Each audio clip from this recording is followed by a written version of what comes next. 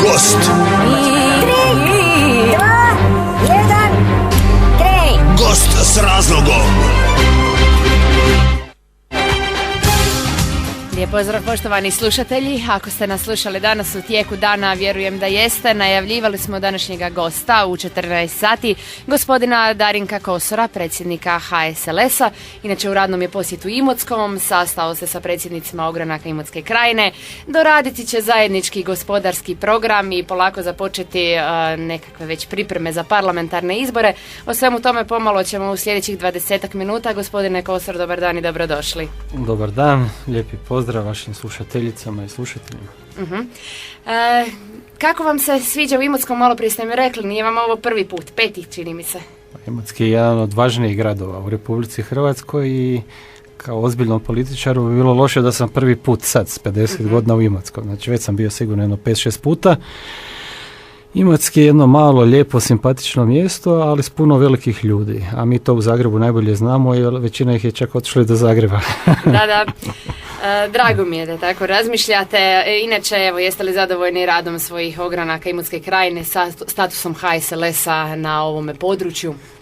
Pa, gledajte, u povijesti HSLS-a kao prve hrvatske moderne političke stranke, nastanku Hrvatske države, sigurno da je bilo i boljih vremena kad smo ostvarivali bolje rezultate. Ono što mi je drago, da smo upravo i u ovim krajevima, znači Dalmatinske Zagore, u mnogim mjestima ostali sa svojim ograncima, a ono što mi je posebno drago, evo ovdje u Imotskoj krajini, kako u Imotskom, tako i u susjednim općinama, da su nam članovi većinom do 30 godina. Znači neka budućnost, neki mladi ljudi koji su odlučili ostati u Imotskom i u susjednim općinama, znači nisu otišli u Split, u Zagreb, negdje van Hrvatske i tako dalje, vide svoju budućnost ovdje i drago me da su upravo izabrali HSLS kao svoju stranku. Evo, tu imamo jedan simpatičan ogranak u Imotskom, nekih 30 članova i oni su budućnost Imotskog. Normalno i sa svim drugim strankama koje ovdje djeluju, jer ono što je sad najvažnije u Hrvatskoj, da naši ljudi ostanu u svojim krajevima, u svojim općinama i gradovima gdje žive.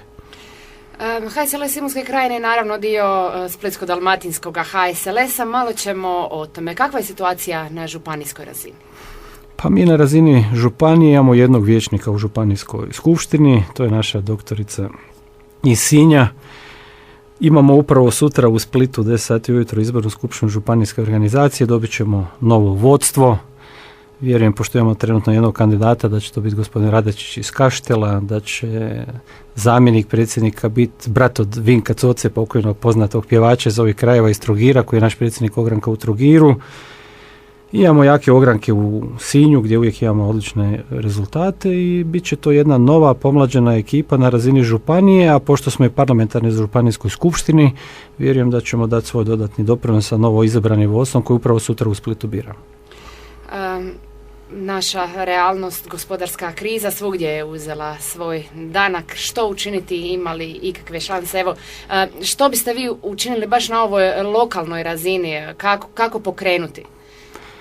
Pa Hrvatska je u teškoj situaciji. Ja nisam od onih političara koji govore da će sutra ili baš kad nas izaberete onda će biti bolje. Mislim da su naši birači to prošli već 5-6 puta, ja bi to nazvao političkim izbornim prevarama. Mislim da su sada naši ljudi čvršće na zemlji. Ono što je Hrvatskoj potrebno, to su radikalne reforme. Vlada predvođena SDP-om to više nije sposobna učiniti jer je prošlo skoro 3 godine. Jako malo ljudi više vjeruje da oni mogu napraviti bilo kakve promjene, a da bi napravili reforme treba podrška javnosti, znači prije svega psihološka podrška od strane građana, a ova vlada to više nema. Čak kad bi sad imali dobre namjere i kad bi krenuli u reforme, većina tih reformi ne bi bilo prihvaćena. I moje sljedeće pitanje, dakle, smatrate da vlada ne može do kraja mandata reforme? Nažalost ne, zato što su izgubili povjerenje građana. Kad imate veliko povjerenje građana, kao što je ova vlada imala prije 3 godine od skoro 75%, tad su mogli provesti sve reforme. Sad je podrška ovoj vladi 15%. Kad imate 85% građana protiv sebe, ne možete provesti nijednu reformu.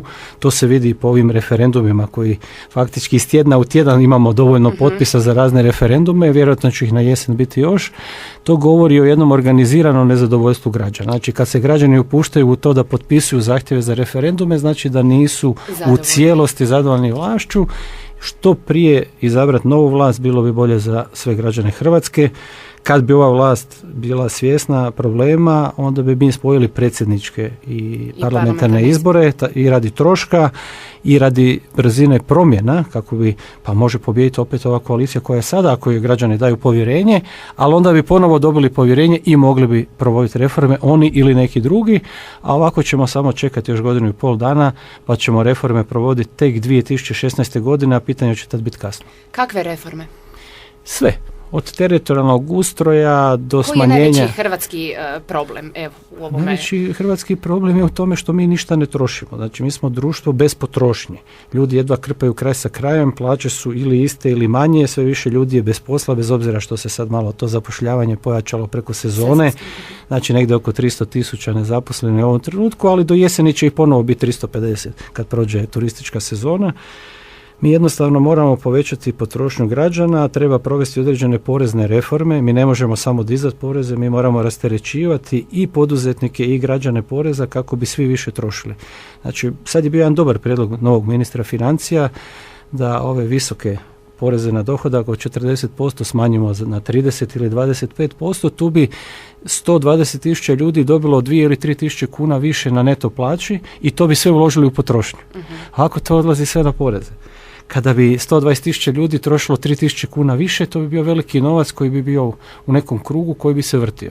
U tom pogledu ova vlada nema nikakve ideje. Ova vlada od kada je došla na vlast je samo dizala poreze, uništila obrtništvo skoro u cijelosti, uništila većinu poduzetnika, građani jednostavno primaju svakog dana sve manje plaće. Znači, reforma porezne politike, reforma teritorijalnog ustroja Republike Hrvatske, poticanje određenih grana, znači za koje smo sigurni da imaju perspektivu u Republici Hrvatskoj, ukidanje onih, kao što je poljoprivreda, kao što je turizam i tako dalje, a ukidanje cijela niza djelatnosti kao što je tekstilna industrija ili neka druga industrija koje nemaju nikakvu perspektivu. Znači, reforma školstva, mi moramo obrazovati ljude za ono što će moći raditi, ne obrazovati nove tisuće ekonomista, pravnika, sociologa ili ne znam čega što smo sigurni danas da idućih 10, 20, 30 godina neće naći svoje radno mjesto. Tako, moramo se posvetiti nekoj proizvodnji, nekim novim tehnologijama, moramo otvoriti Hrvatsku tako da ako treba besplatno dajemo našu zemlju, da besplatno dajemo komunalnu infrastrukturu, ako neko ovdje želi doći uložiti svoja sredstva, samo da se otvaraju nova radna mjesta i da dolaze investicije, a ne imati možda i najskuplje cijene u ovom dijelu Europe, najveće poreze u ovom dijelu Europe, najveće doprinose u ovom dijelu Europe, a očekivati da će ovdje neko doći investirati. Vidimo da imamo dramatičan pad investitora u Republiku Hrvatsku zadnjih godinu dana, a za godinu dvije niko neće više investirati u Republiku Hrvatsku. Svi će ili odlaziti u naše susjedstvo, znači Bosnu i Hercegovinu, Srbiju, ili će odlaziti na daleki istok. Ali u Hrvatsku neće niko investirati. Vidite da se nikakve bitne promjene ne dešavaju nakon ulaska Hrvatske u Europsku uniju. Mi smo jedina zemlja u kojoj su cijene nekretnine pale u godinu dana ulaska u Europsku uniju. U jednoj Poljskoj, u jednoj Češkoj su cijene porasle za 20-30% nekretnina. Znamo da su naši građani vlasnici mnogih nekretnina, kako zemljišta, tako kuća, stanova i tako dalje. Naše nekretnine su pale za još 10%.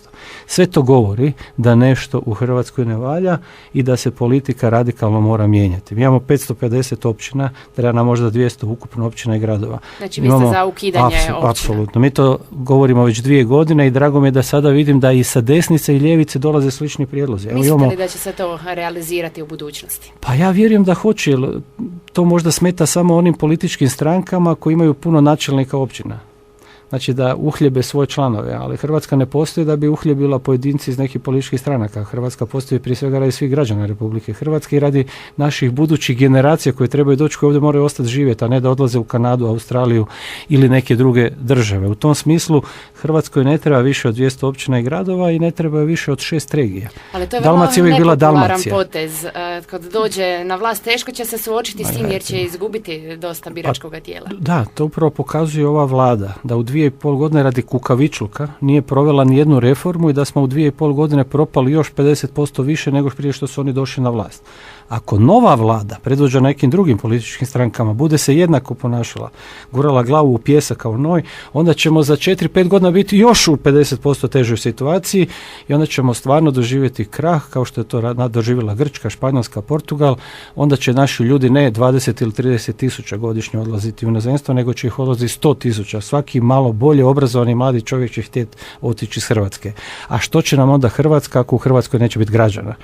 Znači, mi smo Hrvatsku stekli u ratu, nakon par stoljeća, što nismo imali svoju državu i tako dalje. Znači, teško smo je stekli, a sada je sami uništavamo. Znači, mi nemamo nikakve vanjske neprijatelje, mi sami uništavamo svoju državu, a ako nam svi mladi odu iz Hrvatske, neće više biti Hrvatske. Jel? Prostor koji nema stanovnika, nema nikakve potrebe da postoji kao država. Nema smisla. Pričate o nekoj budućoj vladi. Kakva je vaša pozicija, kako vidite HSLS u toj nekoj budućoj vladi? Javno je poznato da je prije 3 godine HSLS napravio najbolji gospodarski program. To su nam tada priznali i članovi SDP-a i HDZ-a i svih drugih političkih stranaka. Ono što je još važnije, nezavisni ekonomski stručnjaci. Znači, mi smo u svakom slučaju ekipirani, imamo nekoliko vrlo uglednih ekonomista koji su članovi naše stranke ili su pri našoj stranci, kao što su gospodin Budimir, gospodin Ferdelj, gospodin Umičević, Renata Šeperić. To je jedan tim ljudi koji zna što treba napraviti, koji je već prije 3 godine vidio sve reforme koje se moraju sprovesti u Republici Hrvatskoj. Sada mnogi dolaze da nam te neke naše prijedloge. Ja očekujem da će doći do promjene vlasti u Republici Hrvatskoj, da će SDP, HNS i partneri izgubiti izbore, jer su pokazali u ove 2,5-3 godine da nisu sposobni obnašati vlast, provoditi reforme, ali je velika odgovornost na drugim strankama koji će preuzeti tu vlast, jer danas vlast u Hrvatskoj više nije nagrada, nego je križ, nego teret veliki, jer ste odgovorni i za Hrvatsku, koja je nastala prije 20 i nešto godina, odgovorni ste i za nove generacije koje dolaze, a nemaju posla. Tako da preuzeti vlast u Hrvatskoj je težak posao, trebaju ga preuzeti odgovorni ljudi koji će biti odlučni, koji će provoditi reforme koje neće biti popularne, koji će se čak htjeti nekad i zamjeriti javnom mijenju, ali koji će to napraviti u interesu budućnosti Republike Hrvatske. Buduća vlada treba raditi tako da bude spremna izgubiti one izbore za 4 godine. Ako će na takav način baviti se politikom, onda će nešto za Hrvatsku napraviti. Ako će se dodvoravati biračima, onda neće napraviti ništa. Evo, to vidimo u ove 3 godine vladavine SDP-a. Dobro, idemo još malo o Hrvatskoj u Europskoj uniji. Jesmo li mi nekako ušli nepripremljeni? Takav je dojam. Ne iskorištavamo EU fondove? Pa softver ne radi zamjeniku premijera. Malo se šalim na račun gospodina Grčića koji je rekao da je glavni razlog što mi sredstva nismo povukli loš softver. U svakom slučaju, da bi dobili novce, niko vam ih neće pokloniti. Morate imati dobre projekte i dobre ideje. To je ono što u ovom trenutku fali u Hrvatskoj. Znači, osim samih ideja fale i ljudi koji dobro znaju ispunjavati formulare. Vi ne možete dobiti sredstva od europskih fondova ako niste na pravi način ispunili određene zahtjeve. Mi još nismo educirali dovoljno ljudi koji to znaju raditi. Pa evo, kritika i na neke velike gradove. Ja osobno u ovom trenutku obnašam funkciju drugog čovjeka grada Zagreba, glavnog grada Republike Hrvatske kao predsjednik Skupštine grada Zagreba, i mi smo povukli jako malo sredstava iz europskih fondova. Znači, nije to problem samo manjih sredina ili manjih županija.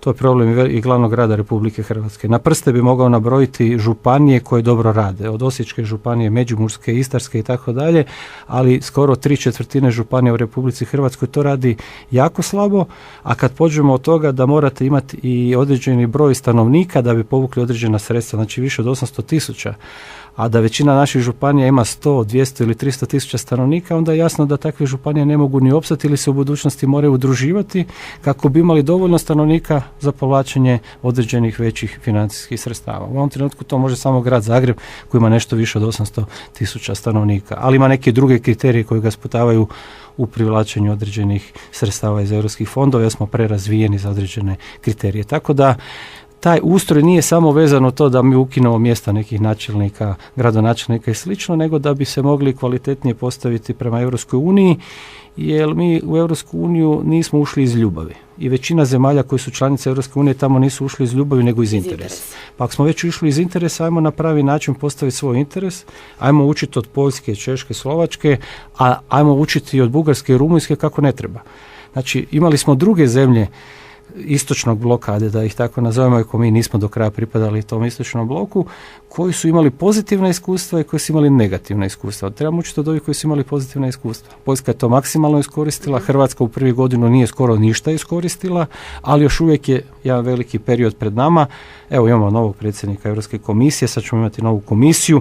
Znači, evo, upravo je možda ova 2014. sa izborima na 5 godina neki novi početak gdje mi moramo iskoristiti svoju poziciju članice Europske unije. I za kraj, evo, predsjednik mladih liberala Toni Garac iz Prološca, kako to? Kakva je suradnja? Tako je odlučila izborna skupština naših mladih. Naši mladi su po našem statutu potpuno autonomni, znači od HSLS-a kao posebna organizacija. Oni imaju pravo birati kog hoće. Očito je to nije bio dovoljno dobar da ga izaberu oni iz Slavonije, Međimurja, Istre, Zagreba i drugih gradova. Meni je drago.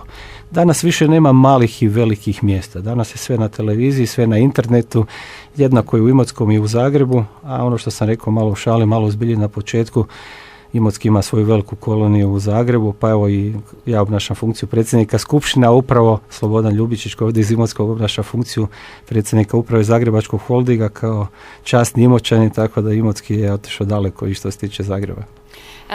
Gospodine Kosor, evo i za kraj neka poruka, ako sam vas nešto propustila pitati, dajem vam malo vremena za naše slušatelje. Pa možda je ono osnovna poruka mladima, znači da se uključe u politiku.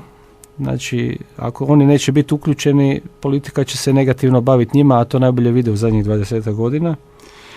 Ako ne žele odlaziti iz Imotskog, Splita, Zagreba u neke druge zemlje Europske unije ili svijeta, onda se moraju baviti politikom, normalno trebaju završavati škole, fakultete, baviti se svojim poslom, raditi u svojoj struci, ali i utjecati na događanja u svojim općinama, u svojim gradovima, jer o političkom angažmanu ovisi jako puno toga, gdje će djeca ići u vrtić, gdje će ići u školu, kakva će biti prometna infrastruktura, hoće biti neke zabave ili neće, a to je sve ono što čini zajednički život. Mislite globalno, djelovati lokalno, jel se tako kaže? Kako, ali posebno pozivam mlađe od 30 godina da se uključuju u politiku. Nek se uključuju u bilo koju političku stranku. Ja ih pozivam u HSLS, ali nek se oni uključe i u ADZ, SDP, HSP ili bilo koju drugu stranku, samo neka djeluju, neka budu aktivni, a ne da pasivno promatraju što rade stariji, jer stariji neće riješiti njihove probleme.